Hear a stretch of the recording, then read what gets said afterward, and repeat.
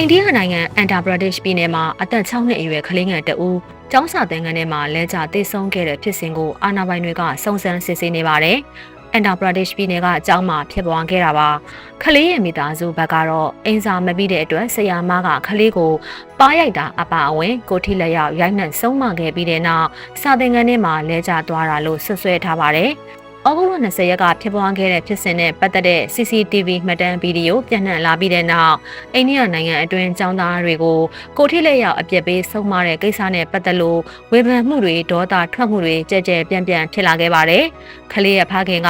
ဖြစ်စဉ်ကိုသိရှိဖို့ကျောင်းကိုတွားပြီး CCTV မှတ်တမ်းကိုကြည့်ရှုခဲ့ပါတယ်။သူ့ရဲ့အဆိုအရဆရာမကကလေးကိုခြောက်လှန့်ခဲ့တယ်လို့ဒုံးနဲ့လည်းရိုက်နှက်ခဲ့ပြီးအဲဒီနောက်မှာကလေးဟာထိတ်လန့်ကြောင်ယုံပြီးနေရာမှာပဲလဲကျသွားခဲ့တာလို့ဆိုပါတယ်။ဖခင်ကတော့တားဖြစ်သူဟာ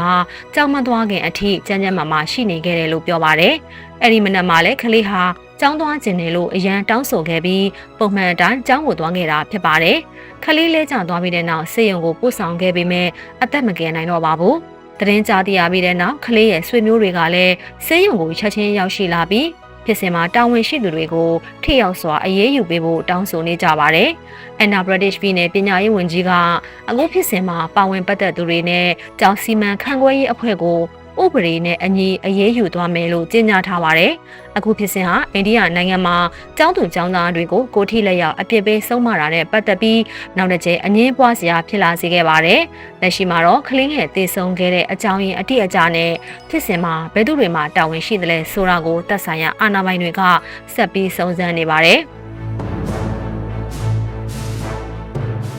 အမေရိကန်နဲ့တရုတ်ကြားတင်းမာမှုတွေဆက်ရှိနေချိန်မှာပဲအမေရိကန်ရေတပ်ရဲ့ကင်းထောက်လေယာဉ်တစ်စင်းဟာဩဂုတ်လ21ရက်ကထိုင်ဝမ်ရေလက်ကြားကိုဖျက်ဆီးပြန်တန်းခဲ့ပါတယ်။အဲ့ဒီလေယာဉ်ဟာနိုင်ငံတကာလေပိုင်နဲ့အတွင်းကနေပြန်တန်းခဲ့တာဖြစ်ပြီးအမေရိကန်ရေတပ်ကတော့နိုင်ငံတကာဥပဒေအရသတ်မှတ်ထားတဲ့လေကြောင်းနဲ့ရေကြောင်းသွာလာခွင့်တွေကိုလက်တွေ့ကြကြထောက်ခံပြသတဲ့လှုပ်ဆောင်ချက်ပါလို့ပြောပါတယ်။အမေရိကန်ဘက်က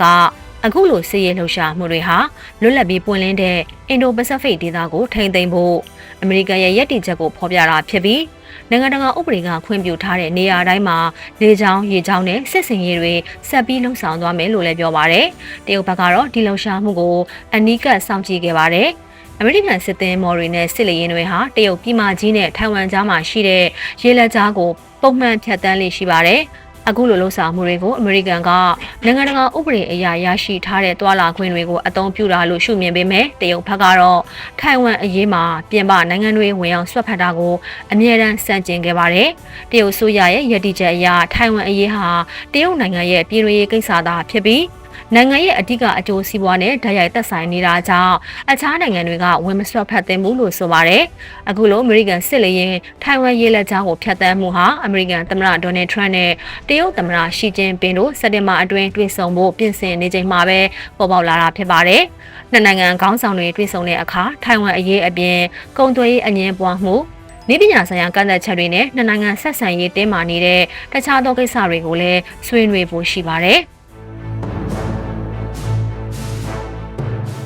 ဆွေဒင်နိုင်ငံအလဲပိုင်းဖာဂါစတာမြို့မှာရှိတဲ့အထက်တန်းကျောင်းတစ်ကျောင်းမှာဓာတ်နဲ့တိုက်ခိုက်မှုဖြစ်ခဲ့လို့လူတအုပ်သေဆုံးပြီးဆယ်ကျော်သက်2ဦးဒဏ်ရာပြင်းပြင်းထန်ထန်ရသွားပါတယ်။ဩဂုတ်လ21ရက်မွန်းလွဲပိုင်းကကျောင်းထဲမှာအရေးပေါ်အခြေအနေဖြစ်နေတာကြောင့်ရဲတွေချက်ချင်းရောက်လာခဲ့ပြီးအသက်18နှစ်အရွယ်လူငယ်တအုပ်ကိုဖမ်းဆီးလိုက်ပါတယ်။ရဲတပ်ဖွဲ့ကသူ့ကိုတနက်နဲ့ပစ်ခတ်ခဲ့တယ်လို့လည်းသိရပါတယ်။အခုတိုက်ခိုက်မှုကြောင့်ကျောင်းနီးမှာရှိတဲ့အခြားကျောင်း၈ကျောင်းကိုလည်းဘေးကင်းဖို့အတွက်ခဏပိတ်ထားလိုက်ရပါတယ်။ဒေသရင်းလုံခြုံရေးအခြေအနေကိုလည်းတိုးမြှင့်ခဲ့ရပါတယ်။ဆွီဒင်အစိုးရမှရုပ်သံဌာနရဲ့ဖော်ပြချက်အရတန်တရားရှိသူဟာအုပ်ထုပ်ဆောင်ထားပြီးအခုတိုက်ခိုက်မှုဖြစ်ခဲ့တဲ့ကျောင်းမှာအရင်ကပညာသင်ခဲ့မှုသူလို့လည်းသိရပါတယ်။ဒါပေမဲ့ဘာကြောင့်အခုလိုတိုက်ခိုက်ခဲ့တာလဲသူ့ရဲ့ရည်ရွယ်ချက်ကဘာလဲဆိုတာကိုတော့ရဲတပ်ဖွဲ့ကအတိအကျမသိရသေးလို့ဆက်ပြီးစုံစမ်းနေပါတယ်။စိတ်ဝင်စားစရာကောင်းတာကအဲ့ဒီကျောင်းမှာကျောင်းသား900နီးပါးရှိပြီးຫນွေရာသီကျောင်းပိတ်ရက်ပြီးလို့ကျောင်းသားတွေပြန်လည်တက်ရောက်လာတာရက်ပိုင်းပဲရှိသေးတာပါ။ဆွီဒင်အတွက်တော့ကျောင်းတွင်အကြမ်းဖက်မှုဟာအခုမှပထမဆုံးကြုံတွေ့ရတာမဟုတ်ပါဘူး။ပြီးခဲ့တဲ့2025ခုနှစ်တုန်းကလည်းအရွယ်ရောက်သူတွေအတွက်ဖွင့်လှစ်ထားတဲ့ပညာရေးစင်တာတစ်ခုမှာအစုလိုက်အပြုံလိုက်ပြစ်ခတ်မှုဖြစ်ခဲ့လို့တနက်သမားအပါအဝင်လူ17ဦးသေဆုံးခဲ့ပါတယ်။အဲ့ဒီဖြစ်ရနောက်ပိုင်းဆွေးနွေးအစိုးရဟာနိုင်ငံတွင်တနက်ကင်ဆောင်အသုံးပြုခွင့်နဲ့ပတ်သက်တဲ့ဥပဒေတွေကိုတင်ကျပ်လာခဲ့ပါတယ်။ ဂျပန်နိုင်ငံကနာမည်ကျော်ဖူဂျီတောင်ကိုတက်နေတဲ့ဖခင်တယောက်ဟာအသက်9နှစ်အရွယ်သားကိုတောင်ပေါ်မှာတယောက်တည်းထားခဲ့ပြီးနိုင်ပေါင်းများစွာဆက်တက်သွားပါတယ်။အဲ့ဒီဖြစ်စဉ်ကဩဂုတ်လ20ရက်ကဖြစ်ခဲ့တာပါ။အသက်9နှစ်အရွယ်ကလေးကိုဖူဂျီတောင်ပေါ်ကတောင်တက်လန်းတနေရာမှာတယောက်တည်းတွေ့ရှိခဲ့ပြီးရဲတပ်ဖွဲ့ကခေါ်ထားခဲ့ရပါတယ်။ဒေတာရင်းမီဒီယာတွေရဲ့ဖော်ပြချက်အရကလေးငယ်ဟာပင်လယ်ရေမျက်နှာပြင်အထက်မီတာ2000ကျော်မြင့်တဲ့ဖူဂျီတောင်ရဲ့ဆက်ထမစက္ကန့်အထိရောက်လာတဲ့အချိန်မှာမောနေပြီလို့ဖခင်ကိုပြောပါတယ်။အဲ့ဒီချိန်မှာကလေးရဲ့အကိုကအရှေ့ကိုဆက်တက်သွားတာကြောင့်ဖခင်ကတားဖြစ်သူကိုဒီမှာပဲစောင့်နေလို့ပြောပြီးကြံတဲ့သားတယောက်နဲ့အတူတောင်ပေါ်ကိုဆက်တက်သွားခဲ့တာပါ။ဒါပေမဲ့အသက်9နှစ်အရွယ်ကလေးကိုတယောက်တည်း8နာရီလောက်စောင့်ခိုင်းခဲ့တာပါ။ကလေးမှာမုတ်အနေငယ်နဲ့အချိုးရည်တပူးပဲရှိပြီးပတ်စံလည်းတပြားမှမပါဘူးလို့တောင်ပေါ်ကတက်ခိုဆောင်ဝန်ထမ်းတွေကပြောပါတယ်။ခလေးတယောက်တည်းရှိနေတာကိုတဲခိုဆောင်ဝန်ထမ်းတွေကသတိထားမိပြီးရဲတပ်ဖွဲ့ကိုအကြောင်းကြားလိုက်တာပါရဲတပ်ဖွဲ့ကဖခင်ကိုဖုန်းဆက်သွယ်ခဲ့တဲ့အချိန်မှာတော့သူဟာဖူဂျီတောင်ရဲ့အထက်မှာစက္ကန့်အထိရောက်နေပြီဖြစ်ပါတယ်နောက်ပိုင်းဖခင်ပြန်ရောက်လာတဲ့အခါခလေးကိုသူ့စီပြန်အပ်လိုက်ရပါတယ်ရဲတွေကတော့ခလေးကိုအခုလိုတယောက်တည်းထားခဲ့တာဟာအလွန်အန္တရာယ်များတဲ့လုပ်ရဖြစ်တာကြောင့်ဖခင်ကိုပြင်းပြင်းထန်ထန်သတိပေးခဲ့ပါတယ်ဖခင်ကလည်းရဲတပ်ဖွဲ့ကိုတောင်းပန်ခဲ့ပြီးသူ့ရဲ့လုပ်ရဟာသတိလက်လွတ်ဆန်သွားတယ်လို့ဝန်ခံပါတယ်။အခုဖြစ်စဉ်ကြောင့်ဖူဂျီတောင်လိုအမြင်ပိုင်းတောင်တွေကိုခလေးငယ်တွေနဲ့အတူတက်တဲ့အခါခလေးတွေကိုတယောက်တည်းမထားမိခဲ့ဖို့အထူးဂရုစိုက်ဖို့ဘလောက်အရေးကြီးတယ်ဆိုတာပြသနေပါတယ်။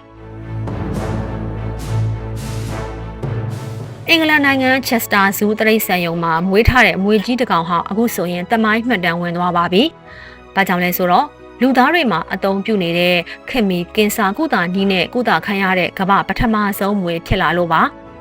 ဂျိုဒီဖော်စတာလို့အမည်ပေးထားတဲ့အဲ့ဒီဇဘက်ကြီးမွေဟာအသက်23နှစ်ရှိပြီးအလျား15ပေလောက်ရှိပါတယ်နာမည်ကိုတော့ဟောလိဝုဒ်မင်းသမီးဂျိုဒီဖော်စတာကိုအစွဲပြုပေးထားတာပါဂျိုဒီဟာအနေအစားပုံမှန်မဟုတ်တော့တာကြောင့်စစ်ဆေးကြည့်တဲ့အခါသူ့ရဲ့မေယိုမှာကင်ဆာချိတ်ရှိနေတာကိုတွေ့ရပါတယ်အစာပိုင်းမှာတော့အကျိတ်ကိုခွဲစိတ်ဖယ်ရှားပေးခဲ့ရပါတယ်။ဒါပေမဲ့တိတ်မကြခင်မှာပဲကင်ဆာကပြန်ဖြစ်လာပြီးမေယိုအတွင်းပိုင်းထိပြန့်နှံ့သွားပါတယ်။အဲ့ဒီချိန်တွေမှာရိုးရိုးခွဲစိတ်ကုသတာနဲ့မလုံလောက်တော့တာကြောင့်ဆရာဝန်တွေကလူနာတွေမှာအသုံးပြုနေတဲ့ electrochemotherapy ဆိုတဲ့ကုသနည်းကိုရွေးချယ်ခဲ့ပါတယ်။အဲ့ဒီနည်းလမ်းကကင်ဆာဆေးနဲ့လျှက်စစ်လိုင်းကိုပေါင်းစပ်ပြီးကင်ဆာဆဲတွေကိုတိုက်ဖြတ်တဲ့ကုသနည်းပါ။ဒါပေမဲ့ဂျိုဒီကတာမန်မွေမဟုတ်ဘဲအရှင်15ပေအထိရှိတဲ့မွေကြီးဖြစ်တာကြောင့်ကုသရေးအဖွဲ့အတွက်လည်းခက်ခဲခဲ့ပါတယ်။ပုံမှန်ခွဲစိတ်ဇပွဲတစ်လုံးပေါ်မှာမဆက်တဲ့အတွက်ဇပွဲနှလုံးကိုတွဲဆက်ပြီးဂျိုဒီအတွက်အထူးခွဲစိတ်စဉ်တစ်ခုပြုလုပ်ခဲ့ရပါတယ်။ကုသမှုကမိနစ်90ကြာလိုက်ပါတယ်။အံ့ဩစရာကောင်းတာကကုသမှုပြီးတဲ့နောက်ဂျိုဒီရဲ့အခြေအနေကတဖြည်းဖြည်းပြန်ကောင်းလာခဲ့ပါတယ်။လာတော့ကြာစောင့်ကြည့်ပြီးတဲ့နောက်အစာလဲပုံမှန်ပြန်စားလာသလိုပုံမှန်အတိုင်းလှုပ်ရှားနိုင်လာပါတယ်။နောက်ဆုံးတက်မှန်စစ်ဆေးမှုမှာလည်းကင်ဆာပြန်ဖြစ်နေတဲ့လက္ခဏာလုံးဝမတွေ့ရတော့ပါဘူး။အခုဆိုရင်ဂျိုဒီဖော့စတာဟာကင်ဆာကိုအနာယူခဲ့တဲ့မွေးတကောင်အဖြစ်သာမကလူသားတွေအတွက်အသုံးပြုနေတဲ့ခက်မီကင်ဆာကုသနည်းနဲ့ပထမဆုံးအကြိမ်ကုသခွင့်ရတဲ့မွေးကြီးဖြစ်သွားပါတယ်။အမေရိကန်လေကြောင်းလိုင်းရဲ့ခရီးသည်တင်လေယာဉ်တစ်စင်းဆင်းသက်ခါနီးမှာခရီးသည်တအုပ်ရဲ့ laptop မီးလောင်သွားတာကြောင့်လေယာဉ်ပေါ်မှာအတော်လေးရုပ်ရုပ်သဲသဲဖြစ်ခဲ့ပြီးခရီးသည်တအုပ်စိတ်ကူးတာမှုခံယူလိုက်ရပါတယ်။ဩဂုတ်လ21ရက်နေ့ကဖြစ်သွားခဲ့တာပါ။အတလန်တာမြို့ကနေ Texas ပြည်နယ်မှာရှိတဲ့ Dallas Fort Worth အပြည်ပြည်ဆိုင်ရာလေဆိပ်ကိုပြန်တန်းလာတဲ့အမေရိကန်လေကြောင်းလိုင်းလေယာဉ်ဆင်းသက်ခါနီးမှာလေယာဉ်နောက်ပိုင်းကနေမိခိုတွေထွက်လာခဲ့တာပါ။လေယာဉ်မှုကလည်းလေကြောင်းထိန်းချုပ်ရေးဌာနကိုလေယာဉ်ကနောက်မှာမိလောင်နေတယ်လို့သတင်းပို့ခဲ့ပြီးလေယာဉ်ဝန်ထမ်းတွေကမိကိုနှိမ့်သက်ဖို့စ조사နေတယ်လို့ပြောခဲ့ပါတယ်။လေယာဉ်မှုရဲ့အဆိုအရ laptop ကြောင့်ခရီးသည်4ဦးကနေ5ဦးထိခိုက်မိလောင်ခဲ့ပြီးမိလောင်နေတဲ့ laptop ကိုလည်းလေယာဉ်အလဲပိုင်းမှာထိန်းချုပ်နိုင်ခဲ့ပါတယ်။လေယာဉ်ဟာနောက်ဆုံးတော့ဘေးကင်းစွာဆင်းသက်နိုင်ခဲ့ပြီးလေဆိပ်ရောက်တာနဲ့အရေးပေါ်ကယ်ဆယ်ရေးဝန်ထမ်းတွေကလေယာဉ်ကိုချက်ချင်းပဲလာရောက်စစ်ဆေးခဲ့ပါတယ်။ဒီဖြစ်စဉ်မှာအဓိကသတိထားစရာက laptop နဲ့ power bank တွေမှာအသုံးပြုတဲ့ lithium battery တွေပါအမေရိကန်လေကြောင်းအာဏာပိုင်တွေရဲ့သတိပေးချက်အရ lithium battery တွေဟာဘက်ထရီပျက်စီးတာအပူလွန်ခဲ့တာရေနဲ့ထိတွေ့တာအားအလွန်အကျွံသွင်းတာဒါမှမဟုတ်မသင့်တော်တဲ့နေရာမှာထည့်သေးတာတွေကြောင့်အပူလွန်ခဲ့ပြီးမီးလောင်နိုင်ပါတယ်ဒီနေ့ထဲမှာလီသီယမ်ဘက်ထရီနဲ့ပတ်သက်လို့မိကိုထွက်တာမိလောင်တာနဲ့အပူလွန်ခဲတာတွေပါဝင်တဲ့လေကြောင်းဖြစ်စဉ်58ခုအထိမှတ်တမ်းရှိထားပါတယ်။ဒါကြောင့်လေယာဉ်စီးတဲ့အခါ laptop, power bank နဲ့လီသီယမ်ဘက်ထရီပါတဲ့ပစ္စည်းတွေကိုဘယ်လိုသယ်ဆောင်မလဲဆိုတာကလည်းအရေးကြီးပါတယ်။ အမေရိကန်လေကြောင်းအာဏာပိုင်အဖွဲ့ရဲ့စီမင်းအရလီသီယမ်ဘက်ထရီပါတဲ့ပစ္စည်းတွေကိုလေယာဉ်ရဲ့အောက်ခန်းအိတ်ထဲထည့်ပို့တာထက်လက်ဆွဲအိတ်ထဲမှာပဲတည်ဆောင်မှုသတ်မှတ်ထားပါတယ်။